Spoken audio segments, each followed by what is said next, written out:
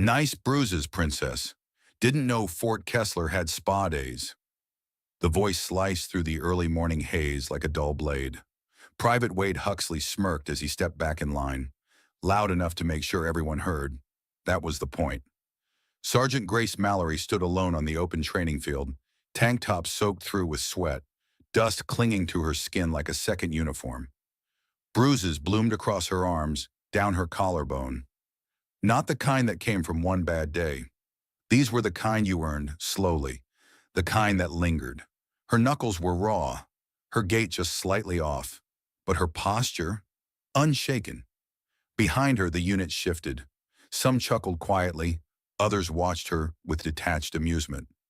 She was new here, technically, the only female assigned to Bravo Squad in the last 2 years. No introduction, no backstory. All anyone knew was that she'd been transferred in on special directive, whatever that meant. Whispers had floated around the barracks the night before. Some said she was recovering from an injury. Others claimed she was just another paper pusher, trying to prove she could run with the grunts.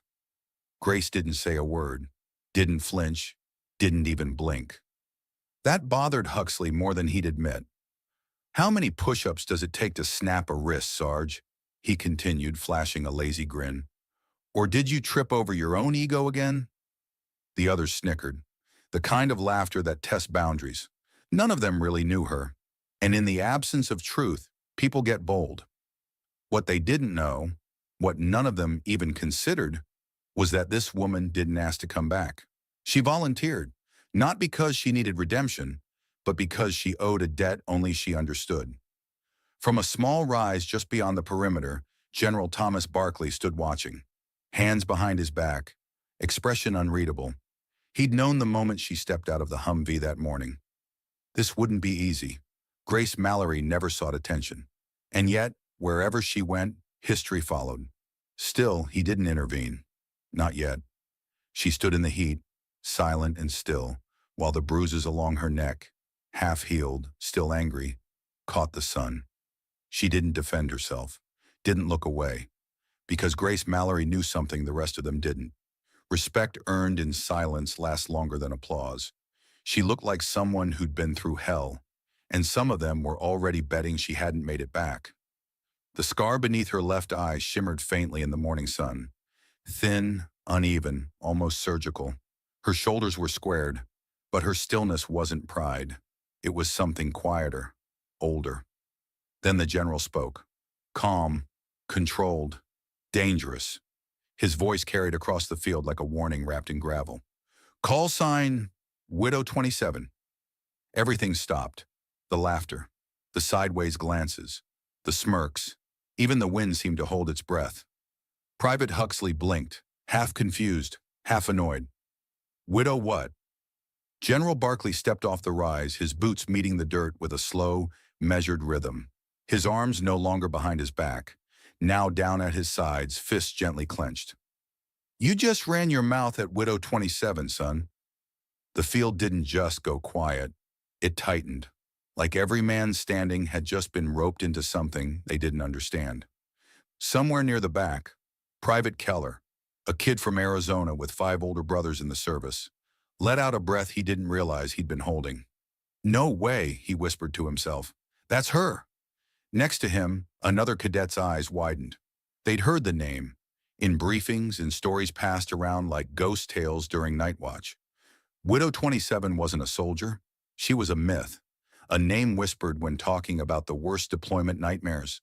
A woman who went dark on comms for 5 days, only to re-emerge dragging a bleeding squad mate through enemy fire. But that was a legend, an exaggeration. It wasn't this woman, this bruised, silent figure standing in front of them with dust in her hair and blood still crusted on her collar. Was it? Barkley stopped just a few feet from Huxley, looking him over like a slow-forming storm.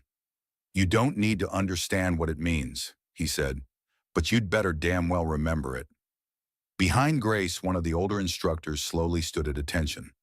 Not because protocol demanded it, but because something inside him said he should. And for the first time since she arrived, a shift rippled through the formation. Not just silence now, recognition. Have you ever heard of Operation Ghostline? Barkley's voice was calm, too calm, like the quiet right before something breaks. Private Huxley didn't answer at first. He was trying to gauge if this was still about him, but General Barkley wasn't looking for a debate. No, sir, Huxley finally muttered. The general turned, just slightly. Not to Huxley now, but to the rest of them. To the field that had gone dead still. His voice didn't rise. It didn't need to. 4 years ago, a 7-person recon unit was dropped behind the Larian Divide. Remote, cold, hostile. They were sent in to confirm intel on a weapons facility we weren't supposed to know existed. He paused. Not for effect, but because saying it still cost something.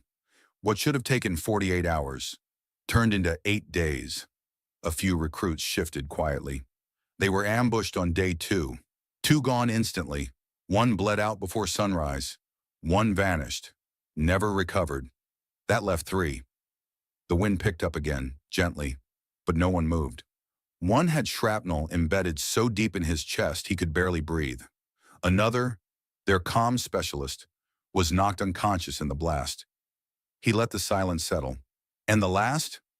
She was shot through the thigh. 2 fractured ribs. No painkillers. No evac. Just 12 miles of ice and shadow between her and maybe survival. His eyes returned to Grace. She hadn't flinched. Not once. She carried the comms guy on her back, dragged the wounded one on a makeshift sled, rigged from broken pack straps and a snapped rifle barrel. No backup, no air support, just grit. The unit was silent. But Grace, she was somewhere else. Back then, there was no formation, no lines, no Huxley mouthing off, just blood in the snow, just the sound of her own breath, getting shorter every hour, and a voice, barely alive and behind her. If I pass out, don't stop. Just keep walking. She had, even when her vision blurred, even when she crawled the last 300 yards with him on her back, because standing had stopped being an option. Now, standing under the Wyoming sun, Grace's hands were clenched so tight her nails were digging into her palms. Not out of anger, but because even now, even here, the ghost hadn't let go. Barkley's voice cut through her memory. You think she came back for glory? He asked the unit, eyes scanning. She came back because not everyone who walks out of fire leaves the fire behind. And for the first time, even the boldest among them looked away. Because what they just heard wasn't a war story. It was a warning, and a wound that never really closed. And for the first time, even the loudest ones lowered their eyes. Not in fear, not in guilt, but in something far more rare on a training field. Respect. Grace Mallory stood motionless, hands behind her back, boots planted. The sun was higher now, catching the thin sheen of sweat on her neck. She still hadn't said a word, but the silence had shifted. This time, it didn't isolate her. It elevated her. General Barkley exhaled through his nose, slow and steady, as if settling something heavy on the ground. You think command sent her here? He scanned the formation again. Cadets now standing straighter, breathing slower. You think this was some reassignment, some favor, some pity transfer? Barkley took a few steps, pausing in front of the unit. Sergeant Grace Mallory had every right to walk away. She could have taken the discharge. She could have gone home with honors, with full clearance, and no one would have questioned it. A beat, long enough for the weight of those words to drop. But she didn't. His voice sharpened. Not louder, just firmer. She asked to come back. Several cadets shifted. Reese, the youngest, actually blinked like he'd misheard. Not to sit behind a desk, not to write reports or pose for recruitment posters. Barkley turned slightly, eyes landing back on Grace. She asked for the hardest assignment we have. Field instructor for pre-deployment cadets. That means you. He didn't need to say the rest. Every person standing there now realized this wasn't some battered soldier trying to hang on. This was a leader who chose to come back, to teach the next generation, not with stories but with scars. Barkley's tone softened, just a hair. She didn't return because she had to. She returned because she remembers what happens when training fails. No one spoke. No one needed to. Because sometimes leadership doesn't come wrapped in medals or fanfare. Sometimes it looks like a woman with bruised arms, a tight jaw, and fire in her silence. And in that moment, the squad no longer saw her as the one who got sent here. They saw her as exactly who she was, the one who volunteered, the one who endured, the one you shut your damn mouth and learn from. You've got one standing right in front of you, and you didn't even know it. General Barclay's words still echoed when Private Huxley walked off the field. Head down, shoulders low, no swagger left, just silence following him like a long shadow. No one clapped, no one sneered, and that was louder than any noise. Later that evening, the mess hall buzzed in its usual, quiet rhythm. Trays clattered, silverware scraped. But something had shifted. Nobody laughed too loud. Nobody filled the air with nonsense. And in the back corner, at a table for 6, Sergeant Grace Mallory sat alone. Same posture, same silence. Eating slowly, methodically, like someone who didn't expect company and didn't need it.